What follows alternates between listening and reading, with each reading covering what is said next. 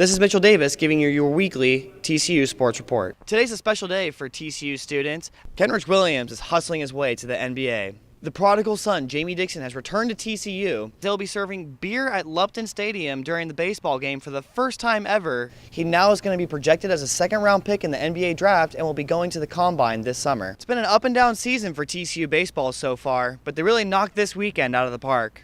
And he's going to be leading his Frog squad to the NCAA tournament. Horned Frog fans, this is not a drill. I repeat, this is not a drill. Something wonderful has happened. G'day, mate. Let's put another shrimp on the barbie. You expect a lot of voices like that coming this season to TCU basketball. TCU basketball is going to be going to the NCAA tournament for the first time in 20 years, as Jamie Dixon's squad is going to have 4 players coming from either New Zealand or Australia. So now when the athletes are working hard on the field, you can just sit back and have a cold one. This has been your weekly Horned Frog Update. I'm Mitch Davis, signing off. See y'all next week. Brandon Hatfield was just a kid chasing a dream. His dream was to be a kicker for a Division I football team. Coming from a small school in Ontario, California, and having no scholarship offers, he was recruited to go to TCU as a preferred walk-on. Shortly after arriving at TCU, Brandon received some terrible news. I showed up that summer and actually was doing the physical like one of the first days, and our head trainer goes, you realize that your knee's swollen? And I looked down and like, not really, I mean, it feels fine. What are you talking about? And he's like, well, we'll get an MRI on it and we'll check it out. And did the MRI, and he revealed to me when he gave me the results, he had said, you tore your PCL on your left knee and you're not gonna be on the team this year.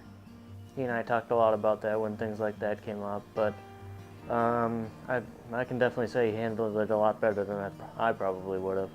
Would be tough to handle for anybody, but it definitely taught him humility, and it taught him that football can be a huge part of your life, but it doesn't define who he is.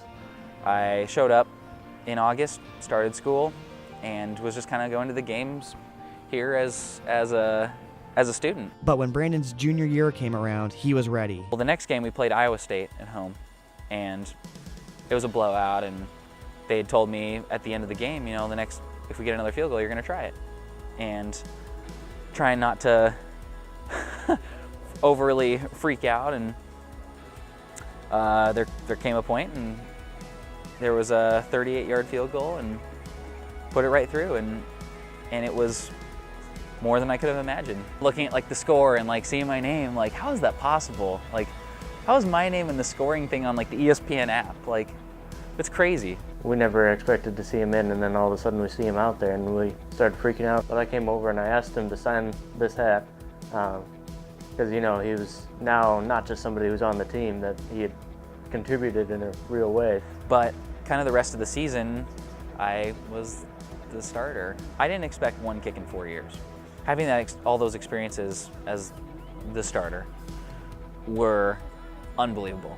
I would say a dream come true, but the one kick against Iowa State was a dream come true. There's a verse in the Bible that says, you know, with God all things are possible, and it says all for a reason. It doesn't say some things, it says all things. Brandon has overcome not being highly recruited out of high school, relegation to the student section, injuries, and setbacks. Nonetheless, will be getting his degree in sports broadcasting this May.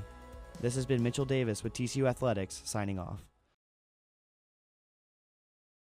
Hello, this is Mitch Davis bringing you your weekly Horned Frog Update. Men's basketball faced Oklahoma State last Saturday in Schollmeyer Arena, where they pulled out a 20-point victory. It started off a bit rocky for TCU as Oklahoma State jumped out to a 12-point lead within the first 5 minutes, but the Frogs dominated in the second half and ended up with 6 players scoring at least 10 points or more, including a 12-point and 8-rebound effort from senior Ahmed Hamdi off the bench. This was a critical win for the Frogs as they head into the final stretch of conference play in the brutal Big 12, where every win matters. Reagan Peebly's women's basketball team has exceeded expectations this year with a 17-9 record. They played Kansas State on Saturday and took care of business. the Frogs would never trail throughout the game, winning 87-70. A big part of that is because Amy Okonkwo posted a double-double, putting up 22 points and grabbing 10 rebounds. There's still a lot of work to be done if the Frogs want to be dancing in March. It's official, TCU baseball is back and beginning their journey to a potential 5th straight trip to Omaha. TCU faced a good team in the Dirtbags of Long Beach State last weekend, and the series was even 1 game apiece before the Frogs won Game 3 on Sunday 5-2. TCU scored all 5 runs with 2 outs, including a 2-run triple by catcher Zach Humphreys in the first inning. The bullpen has proved to be a strength for this year's team as they pitched 10 2/3 scoreless innings for the series against the Dirtbags.